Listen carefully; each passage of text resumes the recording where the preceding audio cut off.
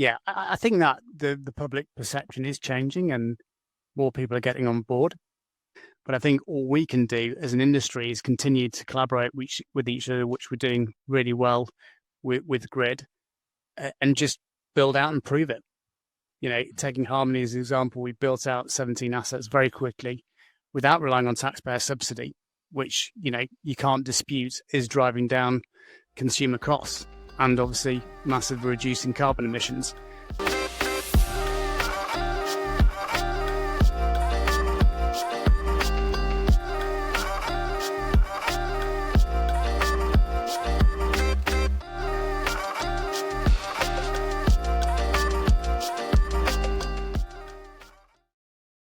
Hello and welcome back to the Hypercube Podcast. It is a pleasure today to be joined by Peter Kavanagh. Peter, would you like to introduce yourself for those in the audience that might not know who you are and what you do? Yeah, thanks very much, Adam. Good morning, everyone. I'm Peter Kavanagh, CEO and founder of Harmony Energy. So, I doubt there'll be many people listening that don't know, but Harmony's a bit of a story. Could you kind of guide us a little bit through that journey and tell us a bit about sort of where you started and where you're going? Yeah, of course. So I set up the original business as a wind developer back in 2010. And yeah, a bit of a strange one, but on a personal level, I'd had cancer and I was working in finance at the time and had an idea about small scale of wind in the UK, having worked on larger scale wind outside of the UK, and really wanted to replicate that idea. And I was fortunate that my boss at the time backed me and said, actually, that's a great idea. I'll give you some time off to go and develop out that business. And after about sort of 3 months, I said to him, look, I need to go and do this full time. And that led on to Harmony going sort of full time as a wind developer. We built out 15 wind assets in the UK, which were backed by a university superannuation scheme. And then we sold those assets in December 2019. But I guess the real sort of growth from Harmony came in sort of 2016 onwards, when using the money from the wind farms, co-founded the storage side of the business alongside of Alex Thornton, our COO.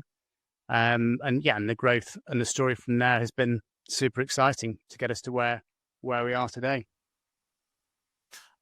So much to unpack there. Interested to hear about the background in finance, actually, because from like what I see out talking to organizations like Harmony and others, like actually so much of this game, developing assets and sites and such, it seems to be a finance game, really, with excellent like operations and execution under the hood. Do you find that, like, do you think you could have done it without that level of knowledge as the kind of the CEO of the business? Probably not, because from the outset of the business, I was covering multiple things. It was just me for the first few years. So you needed to have, having the background I had was super helpful, but also the ability to, things like interact with lawyers and landowners, etc., get all stakeholders on board, but having the understanding of the core financial drivers is key. And I think, having a high level financial knowledge is always helpful, whichever business or sector you're in, for sure, does help. And, it is, you need to make the numbers stack up on any business, but particularly on infrastructure. It's kind of, I guess, simpler in a way. But it's, making sure you're approaching things in the right way. And, I think the good thing about where the sector is now is we don't need to rely on taxpayer funded subsidies, which to me has been a huge game changer and where I always wanted the industry to end up, because obviously helps drive down consumer cost alongside of the environmentally sustainable angle as well. And because on the finance side as well, there's been changes. And I asked you last time we met, I said, like, do people get it? Like, very few people, I guess, have been doing this as long as Harmony has now. What's the financial landscape looking like, and how's it changed in the last 14 years? It's changed a lot because I think, you go back 14 years and, technology was a lot more expensive. So the core drivers has been the massive decline in CapEx across all renewable technology, particularly battery and solar, which is batteries are the mainstay of Harmonise business today. And that's enabled us to not rely on taxpayer-funded subsidies, not rely on contracted revenue streams. And 14 years ago, the whole sector was in its infancy and was underpinned by attractive subsidy regime, long-term 20-year plus subsidies, where you could effectively guarantee, your asset performance, financial performance against that subsidy. Whereas now on the battery side, it's a lot more volatile, but it's brilliant because we're not relying on taxpayer subsidies. So it's financially sustainable and environmentally sustainable. So that's been the biggest shift. And, I think if you go back to 2010, the energy mix in the UK was about 7% from renewables. Today, it's not far off 50%. So you've seen a huge shift in that period, which is tremendous and not, spoken about in terms of history. And in a 14-year period, it's quite an incredible turnaround. And that change is kind of one of the reasons that a Hypercube exists, right? The increase the renewables, you naturally increase the level of volatility. Do you see, like, where you're going in for new sites today? We can get into this in a bit more detail because you're doing some really exciting stuff. But when you're doing new sites today, do you find that the level of analysis and the kind of data requirements needed to get good longer term sort of modeling done is more difficult than it used to be? I think it's becoming more detailed, and having that detail on the data, some great analysis coming through from everyone, particularly people like Modo, for example, having that granular data for operating in a market where we are relying on, what we describe as a merchant income stream. It is very volatile. So anything you can help to try and translate that data to make it a clearer pathway to financial returns is super helpful and super important. So I think it's kind of becoming easier because there's more people crunching that data and there's more accountability as well. So it's also great for the consumer. For example, we've been interacting a lot with NESO recently on the balancing mechanism and how I think it's been well covered in the wider media for people in the energy sector and people in the battery sector. It's been very clear that it's been massively underutilized to the huge disadvantage of the consumer in the last few years. We've had 2-hour batteries on the system for 4.5 years that haven't been used properly. And now because of the data, we're seeing sort of very strong evidence to back up that and make NESO control room more accountable, which they've been great and pushing this transparency. But it's super helpful to have that data to back up, the efficiency of markets and hold people accountable. Yeah, I think that seems to be the direction of travel that we are seeing, but it's hard. Like, you're trying to change a very complicated industry at the pace that technology is moving. You're going to get a disconnect there somewhere, and it's not just technology, it's skills, it's processes, it's all that, and ultimately there's no real test bed for this stuff, right? It's like all or nothing. Yeah, you're right, and it's an ongoing experiment's the wrong word for it, but yeah, it has been really testing at times, and it's like, we've got this wonderful technology. Why aren't we using it more efficiently? This is not brand new technology. It is technology that's evolving. It's becoming more and more efficient. We need lots more of it. How do we use data we've got from the networks to ensure that it's used to its maximum efficiency? Again, for the environment's use, if you use a battery super efficiently, you don't need as many batteries as you may think. On a very basic level, it's sort of understanding the crunch points in the network to maximize the efficiency of batteries and other energy storage and renewable assets. So just want to get into, like, what is it? What's the elevator pitch for Harmony? I don't know if you do elevator pitches these days, but what do you do? Because you don't just develop sites and sell them on, right? You're kind of doing end to end. That's right. We're sort of not unique. Others do it, but most people in our world either develop, so they get sites to a what we describe as construction ready or ready to build stage. So you've got planning, grid, land option in place. Then they sell it to a financial outfit who then pay and build out the site and operate it. Harmony does the whole process. So we have Harmony Energy Limited, private business. Then we have Harmony Energy Income Trust, the listed fund. And we use capital from the listed fund to build out sites.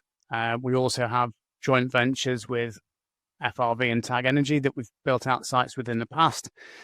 So we're really keen to be long-term owners of this because we see a much longer story, much longer upside. You know, the need for energy storage in the UK and elsewhere where we're active in Europe, which I can come on to later.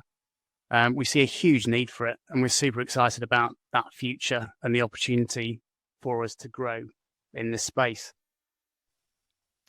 And I think it's really interesting because, again, if you zoom out and look at the context, like that makes more sense as a story, considering actually one of the earliest people to do it as well.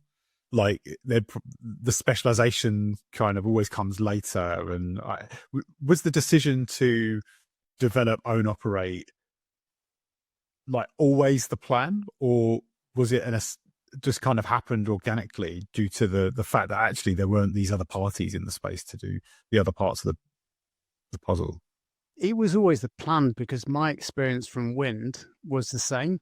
I saw more value in developing, owning and operating, because once you've got an operational asset, you've de-risked. Okay, so there's a lot more institutional investors are keener on that aspect because, you know, taking it through to operation, there's a lot of hurdles to jump through with, you know, planning and grid, etc. So it is tough.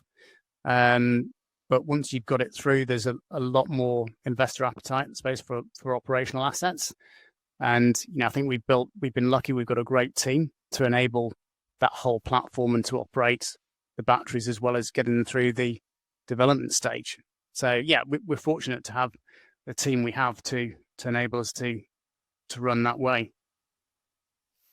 And you have an interesting story around the actual technology, like the batteries you use. When you entered into BESS, you established partnership with Tesla and were one of the first people in Europe to be using or deploying the Tesla Megapack. Could you just talk through that a little bit? Because I think you had some interesting anecdotes about where things were at the time and how that played out.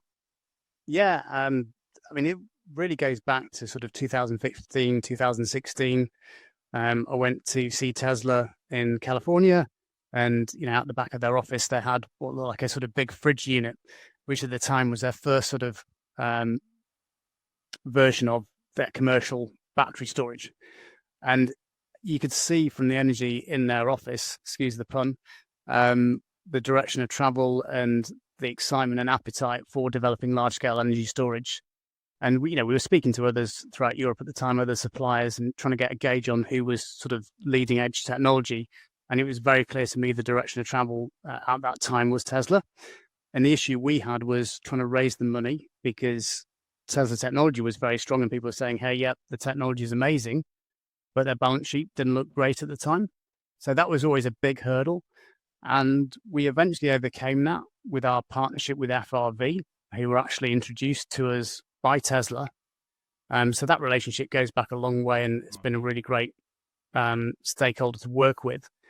And then we ended up energizing our first site. It seems tiny now at sort of 7 megs, 14 megawatt hours, a site called Hulls Bay on the south coast in the UK, in a JV with FRV, like you said, using the first Tesla Megapack in Europe, but also it was the first one in Europe to use their, what we call their auto bidder trading system. So that was the route to market solution we've used on multiple other Tesla assets we've developed out. And so you must be quite a big success story for Tesla to be talking about how you've had this success and they've kind of seen you grow alongside, because it's interesting at the time, like those kinds of risks, like for some people, that's insurmountable stuff. The risk mitigation for that kind of partnership is really hard. And being able to stick to building like a true partnership with a supplier like that, I think just takes a lot of guts, I guess. Yeah, I guess on reflection, I think, we're both really super keen on the sector. We could see, the massive requirement for this globally. And, I don't want to overplay. We've got other really great relationships like with Envision. We've used them on the last two batteries, and that's been fantastic as well. So there are some really good suppliers out there. But, that certainly the relationship with Tesla has been very valuable to us. And, I think we're one of the biggest customers in Europe. So, I think it works both ways. And their sort of storage division became profitable last year. So I think in terms of the overall Tesla picture, obviously incredibly well known for the amazing stuff they've done on cars, but a lot less well known for the stuff they've done on commercial and domestic storage, just because I suppose it's a less interesting story to a lot of people, but to us it's amazing. And it's great to see that, they're growing massively globally in that energy storage space, not just on the car front. So, it is a major piece of their business that's often overlooked. So fast forward a bit. I mean, you're doing a load of really exciting stuff now, like France's largest BESS facility, largest solar farm in New Zealand, moving into Italy, talking about Poland. Like, what's the international expansion journey been like? Because it sounds like you've turned it all up a notch and shifted gears, and I can only imagine how complex it is trying to wrangle all that. It is complex and it needs sort of long working hours to make it work, but it's been super exciting. I think we always knew once we'd established what we've established in the UK that it made sense to replicate it in other markets where it was needed. So France, for example, we moved into France, a few years back when people just didn't see any requirement for energy storage in that market, to be blunt. And it's a bit like when we started in the UK, you go early, take a risk as a developer, that's fine. So that's the view we took in France, in Germany, Poland, Italy, and New Zealand with solar. New Zealand, we were lucky because Pete Grogan, sort of fellow founding director, is a Kiwi by background. So he moved out to New Zealand and established a solar business out there and has done an amazing job because he's a real entrepreneur. And, we've got sort of close to a gigawatt of solar in New Zealand at different stages. But like you've alluded to, the first one goes into build early next year, which is super exciting and will be New Zealand's biggest solar farm. So all credit to Pete for driving that part of the business forward. And then, we're taking like Germany and France as examples. Very fortunately, I knew the individuals there and reached out to them to say, hey, what about setting up Harmony in those territories? And, the great guys who've been extremely passionate about the sector for a long time. So, the mutual trust was there to get those operations set up. Similar with Poland, Alex knew the guys well there. So you sort of, we're lucky. It's quite a small niche market is energy storage. So if you know people that are passionate about, making the difference and you trust them, it's a lot easier to set up in their territories. I'd be very reluctant to set up in a brand new territory, having not known someone to enable that. I mean, you don't have to answer this, but I'd love to know what's the CV you're looking for someone when you go, by the way, do you want to help me set up in this new territory? Like, is there a profile that you have in mind, or is it just the person, they're capable and you can support their skill set? Yeah, so I think it's probably the latter. The person, the skill set is the biggest tick in the box you can get. You've worked with them or spoken with them in the past. Like how sharp they are, how much of an entrepreneur they'll be. Because you do need, when you're setting up in a new territory, you do need that sort of entrepreneurial spirit that you're going to take risks. You're going to try and get sites through to ready to build stage is the key to establishing the initial sort of foundations for success. And the biggest thing for me as well is actually true passion for creating a sustainable future. I wouldn't want someone that's just purely financial driven. I think that's when things fall down. And, we are lucky in Harmony. The employees are all very passionate about the mission we're on to drive the change. And they can see it, from number one, from an environmental standpoint, and number two, it's financially sustainable as well. It's a win for all sides. And I think that's what excites people when they join Harmony. And that's the same for, the international teams as well. It's an exciting journey, yeah, and I don't envy the hours you must have to juggle trying to get time zone crossover and updates and things. But I guess above a certain size, some of that headache goes away, and there's enough people to kind of carry it for you. But no, I can only imagine how many hours you're doing each week. Yeah, yes, and it is difficult. I guess the biggest time gap is New Zealand, but to be honest, Pete Grogan does a wonderful job of running that show down there, and we catch up every week. But yeah, the time difference isn't super helpful, but it does kind of run itself when you've got to the stage we're at now, and we're globally about 70 headcount, so we're not huge. We're of a nice size where everyone knows each other, and it's really we're fortunate to have the team that we do that's incredibly capable. No, really cool. So, I mean, we met a few weeks ago at the CMS Hypercube Joint AI for Energy Sector panel. And I thought that was a really good event. There was some great conversation in the room. It was actually amazing getting the kind of legal regulatory insight from Charles. Interested to hear just like your thoughts on, AI in the sector, how Harmony's looking at data and analytics and the direction of travel there. Yeah, I mean it's a big part of our business, and to be honest, we've got our own data scientist who's amazing. He's built our own internal platform called Harmonise. Sounds a bit cheesy, but it's a great platform and really important to us, particularly at management level, to see how efficiently the assets are operating. So we're super keen on how AI can improve the efficiencies in the system. From a market trading point of view, but also from a preventative maintenance point of view, right? Goes back to how efficient we can make the kit. And if we can identify any maintenance issues super early on, the sooner we can see them, the better. And we do outsource, obviously, the operation and maintenance side on the Tesla assets to Tesla and on the Envision assets to Envision. And both have got great teams that are all sort of embracing what AI can bring to the table on those assets. And do you have any insight to what the kind of biggest data challenges are within those sort of data science technical teams across the business? Like what data has been kind of more difficult than you expected to handle or manage? Yeah, I suppose on the trading side, because trading energy is very volatile and it's not easy to predict through AI because you've got sort of a financial influence on trading as well. I can't remember what the percentage of financial trades in the wholesale market is, but it's enormous, and that can massively distort a market. So you're not just looking at AI trying to predict weather patterns. You've got to take into account what some irrational financial trader might do in the markets, right?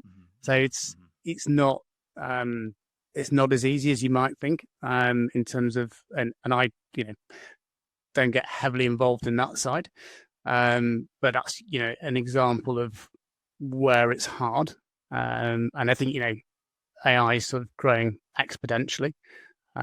So as we go into the future, very exciting to see where it may lead to on the energy side. I think from other aspects, it's quite scary in a way where it could go to, and that side does concern me a bit, for wider society impacts. But from the energy side, it's pretty positive what it helps us do today and will help to do in the future. I'm just interested, is there any hype train, fear of missing out pressure from other stakeholders in Harmony, like shareholders or investors and things like that, to do more AI? Because we see this all the time, like, oh, we need an AI, and it's this kind of like, there's been a blog post that's been read and someone thinks, right, I need to jump on the hype train. Do you get any of that pressure from your other stakeholders? We don't from stakeholders, to be honest. I think we've always been very clear that we are technology agnostic. So we will run with whoever has got the best technology at the time. We're not purely price driven. So we won't go for the cheapest solution on the market because you kind of get what you pay for, right? So we will use whatever the best technology is at the time when we're developing out sites in different territories, and different territories will have different requirements. But it's not something we get pushed on through the institutional investor base on the listed vehicle, for example. It's not something that comes up very often at all, to be honest. And then a final data question. I wanted to just ask, has there been any headaches with regards to, so over here in the UK, if like a foreign entity invests a significant part in the energy system, then you trigger loads of alarms somewhere, and like NCIS and stuff like that, you have to go through quite a rigmarole process to be able to invest and build the kit that, the assets that you want to develop. Have you seen the inverse of that in some of these other countries you're going to, like France, for example? Have they thrown up any barriers around data sovereignty, ownership, that kind of technical stuff, or has that been fairly straightforward to manage? Yeah, no, it's an interesting point. We've had, no blockers, to be clear, but in France we did a transaction where we sold a construction-ready site. And even though that was going to a Swiss company that already had an energy business in France, it still needed to go through French government clearance, which, to be fair, was quite quick. And we had the same in New Zealand, where we had an incoming investor that had one of the largest energy businesses in New Zealand. They still needed New Zealand government approval. But it was less on the data side. It was more like, I think they're trying to set fair parameters. And you have to go through that sort of painful bureaucratic process, but yeah, it's not a unique problem to the UK for sure. Mm-hmm. Mm-hmm. Yeah, because in some domains like health tech and stuff, actually, like data is never allowed to leave certain regions and things like that. And I just wondered, like, of all the organizations or the domains you're entering, like that could be a headache for the future. But it's good to hear that it's maybe less on the data side, because that's as poorly managed in my experience by most bodies that manage it. So very successful at the Energy Storage Awards. You won Developer of the Year. You got 2 project awards. Shows that you're making a big impact and like catching people's attention. How does that feel, like winning a big fancy award and getting a nice dinner and all that as the founder of a business? Yeah, I mean, it's great to have that recognition. I think we sometimes, because we've been running so hard and we built out 17 sites in a very short period of time, up against everything we've had over the last 4 years, has been huge, but we sometimes don't have time to breathe and acknowledge what we've achieved. So it is really nice to have, a table together with colleagues and sort of proper celebration and acknowledgement from the industry against really stiff, much, much bigger competition, to get those awards. So yeah, it's really satisfying to be recognised. And it doesn't happen every year, so it's nice to have three in one night. Was an exceptional evening for us. So yeah, really proud of the team, and all credit to them for earning those awards for us. And what's the plan for next year? Let's go for 5. No, I think. Oh yeah, what? No, I think it has been an exceptional year for us in terms of the build out. We are building a very big asset in France at the moment, but in the UK, we've just got 2 systems have recently been energized. And then we've got a sort of quieter period of less building. We're going to hopefully building a new site going into Q1. So in terms of awards next year, maybe it'll be a little bit quieter until the year after. Maybe. Who knows? But that was kind of my next question was, what does the next kind of 18 to 36 months look like at Harmony? Because we've talked about a lot of different stuff. What's the kind of strategic focus from where you're sat? So we've got a very big pipeline to build out across all territories. So, UK, Germany, France, Poland, that all have assets ready to build. So the focus is going to be on building those over the next few years. And we've got a sort of 13 gigawatt pipeline globally, and it's really cherry picking which ones we're going to build in which territories, and leverage our expertise to accelerate that build out. But yeah, it's going to be a very busy 5-year period, because we don't just look the year ahead, we look beyond that. It's a super exciting sector to be in, because irrespective of which market you're looking at in that mix, they've all got exponential growth potential. I think we're in super exciting space, and we've got amazing foundations to leverage that opportunity. And it begs the question, like 5 years is actually a really long time now in this space, and because not only is like the software technology is moving at a rate, but actually like the prices and of assets and like massive manufacturers coming online in China. How do you get time, like has Harmony as a whole get time to keep track of actually where the asset technology is moving? Because 5 years, like the rate at which battery prices are plummeting, and that must be a significant part of your modeling for like justifying a site, but also securing the pipeline and the supply chain and so on and so forth. That does that take like a lot of time in the planning stages? It does, and you've got to map out, the big sort of constraint we have not only in the UK but globally is when sites can physically be connected to the grid networks, and trying to predict where prices might be in 3 or 4 or 5 years time is super hard, right? Particularly when you've had, lithium ions really declined over the last year. It had a massive spike a couple of years ago, so it's super hard to time the market, and you've got to plan conservatively. But one of the big variances in that planning is, what does the revenue curve look like for the next 20 years? How are you going to make this asset earn money and pay itself back?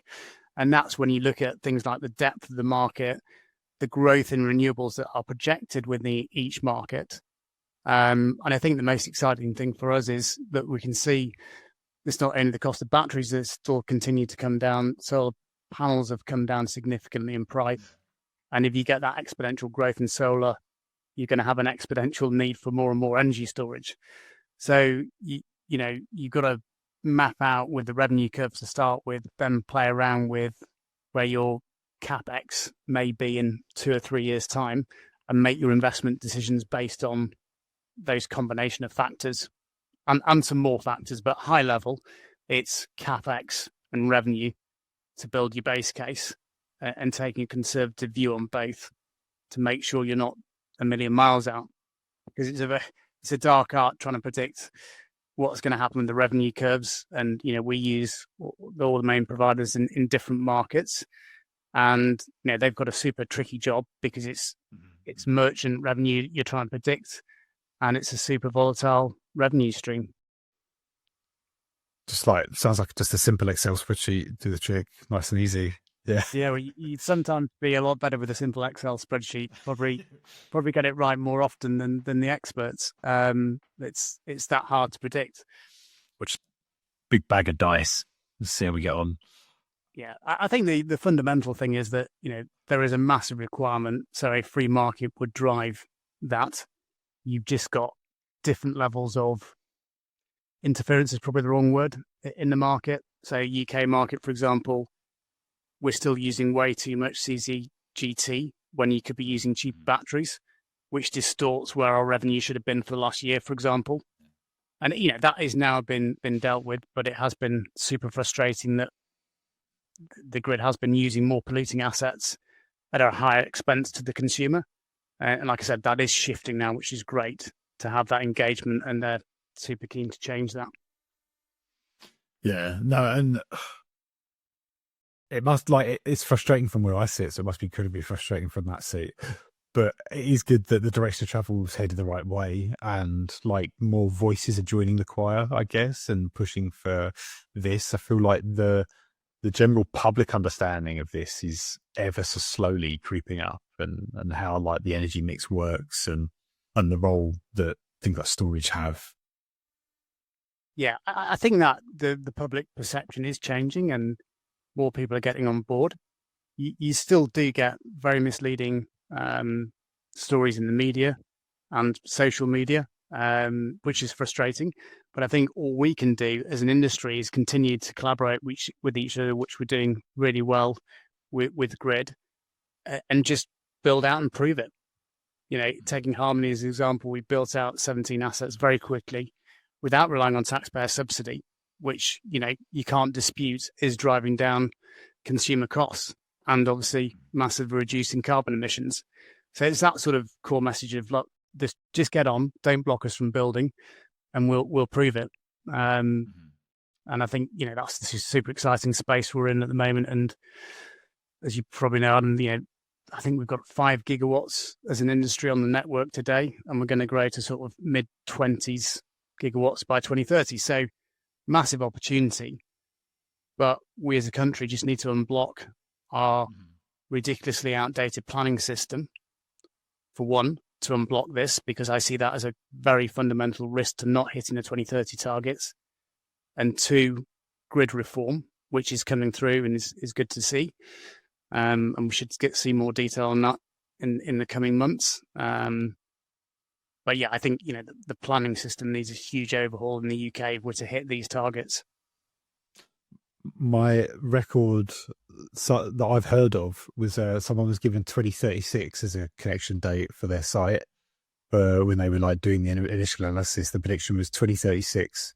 Just thinking like, yeah, and it's fundamentally because you've got so many speculative developments. For example, we've seen several where they're trying to place 1 gigawatt of batteries in one location, and these people haven't even got a land option, for example. And you're like, well, that's blocking our genuine application for maybe a 200 megawatt asset. And we've built out 17 assets, so we know we're going to build. And it's that sort of madness of the system, which it's a bit frustrating. Things weren't put in place a couple of years ago when we flagged it to say, hey, you should at least have authority from the landowner to connect an asset in that location. So there were some obvious things that could have been done earlier, which are now been done. But it's all just a little bit too late. So I think probably more radical changes are needed to free up the grid and move those dates forward for people who are serious about building. Yeah, because even any change like that, it's going to take a while to propagate through the system and get to that better place. It's not like they'll change a thing and overnight it's going to get better. There's a backlog of stuff that needs to clear out the way. And yeah, there's a huge backlog of stuff, and it's not an easy job that they've got. And to be fair, NISO are really accelerating this, and it is a huge priority because they know it's the biggest blocker. And then you've got planning, which is probably less on the radar, which is a huge blocker at the moment to 2030 targets. So change gears a little bit. I think whenever we talk to you, I just think your passion and enthusiasm about the sector and Harmony as a company really comes across. Like, could you put your finger on the most exciting thing about the future for Harmony Energy? I think it's our pipeline and the team we've got. Really see like the next 3 to 5 years, like building out in all these territories, given the foundations we've got. And, we prove we can do it really well in the UK. We need to prove that in these overseas territories. But it's a super exciting sector to be in. There's some really good collaborative action we've seen in the UK. Hopefully we see that overseas as well. And that's a nice thing about being in this sector. There is healthy collaboration and people really want to make a difference. And for me, it's about building out and proving it, to almost say to sort of the naysayers, no, this does work. This is reducing consumer pricing. This is reducing emissions. This is the right thing to do, and it is sensible that we are accelerating this as hard as possible. So, I think, the most exciting thing for me is building that out over the next 5 years is going to be a super exciting period. And if I was in the audience or looking at these award ceremonies and thinking, I'd absolutely love to work at Harmony, what advice would you give to someone that would want to join you on this journey and get stuck in? So we've got like multiple skill sets across the 70 employees we have, all fantastic, talented individuals. And I think if you were to say one main thing to me, it would be about genuine passion for the work we're doing. I think, you notice it if with anyone you're speaking to, if they don't really have a passion for the work they're in, that's when things go wrong. They've got to have a genuine motivation to be in this sector rather than just the financial incentives. You've got to have a genuine passion for sustainability, which I think really comes through in our employee base. So I think that's the one sort of thing that I would sort of request, that there's a genuine passion for making the change. And finally, like for those people maybe just entering university or just looking at what they're going to do next, have you got advice for like young people that are maybe considering a future in the energy sector? They've got a passion, but maybe not any experience or skills yet. I would say, try and get some experience, even if you end up working for free, like work experience. And I don't want like loads of applications into Harmony for work experience. We do take on work experience, but sector-wide experience. Go and explore bigger companies and try and get some work experience. Don't sort of expect coming in on a huge salary. Come in, do a great job, then grow organically within that organization. But it still comes back to having that real passion to wanting to be in that sector. You've always got to have that for whatever you're doing to be successful. So that's the number one thing for me, is like having a genuine passion for driving the change. And I just completely agree with that. Everywhere I've worked that's had like a superstar team, you mentioned suppliers earlier, but like everywhere I've ever seen that's really excelled, there's that magic in the air. There's like a real buzz about the place, and there's like the caliber of talent you can get by simply being aligned to this as like a wider mission is unbelievable. And so, yeah, I think if you've got a mind to be in this domain, but just for the financial rewards, you're going to get outcompeted by people that just live and breathe this stuff and like listen to all the energy podcasts and go to all the events and just really want to be a part of this journey. So I totally echo that. I think it's a really important piece of the puzzle when you're building a team. Yeah, you've got to have that sort of purpose in life, haven't you, as well, and that gives you that. And you've got to be enjoying what you're doing, otherwise it's not gonna work out well. So yeah, completely agree. So before we let anyone go, I always just like to ask if there's anything you'd like to promote, or if anyone wants to find out more about you or Harmony Energy, where should we send them? So I guess our website's a good starting point. Or our LinkedIn page, is really sort of full of news updates when they come through from our side. A lot of exciting things happening within Harmony right now. So yeah, they're a good starting point. And I'd encourage people to take a look. Well, as always, it's been an absolute pleasure, Peter. Thank you very much for joining us. And yeah, all the best with the trials and tribulations of global expansion and galactic domination at Harmony Energy. Thank you very much, Adam. It's a pleasure being on. Thank you for having me on, and all the best for you with Hypercube as well.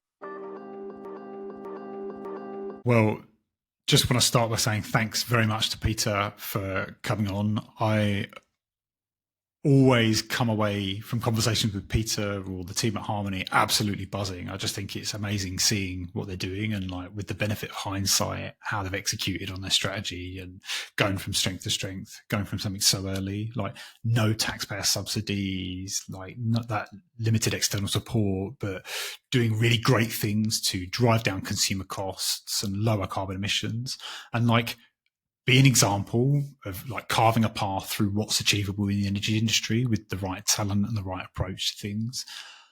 I think it was really interesting hearing about the partnership with Tesla, whereas again, so early and back in like 2014, it wasn't certain Tesla was going to be this big success, and how investing in a partnership and growing with them really pays off in the long run, and how they're now able to diversify the supply portfolio and really leverage the best of lots of technologies. I thought that was a fascinating story, and with the benefit of hindsight, it just makes total sense. Really exciting to hear about their international expansion. As a kind of founder myself, like the complexities and the business architecture to make that happen boggles the mind, and I'm keen to see how that plays out over the next few years. It was interesting to hear about talent and how you help find the right people to help you make that happen. And Peter said, yeah, it's just about finding capable people you trust and giving them room to do good on those promises. Massive pipeline of projects, 17 projects, and some really big ones on the cards. So keen to see how they play out in multiple territories and how that all comes together. But being the data nerd I am, I think most excited to get under the covers a little bit of their data and AI platform, Harmonise, how they're using AI, and just hearing about some of the cool stuff you can do in this space when you've got your data and AI foundations in place. So I think Harmony is going to be a really interesting one to watch over the next few years and continue to kind of shine a light on things that are achievable in this industry when you stick to strong strategies and execute them on the well. So thanks once again. Great episode to record, and I hope it was good to listen to.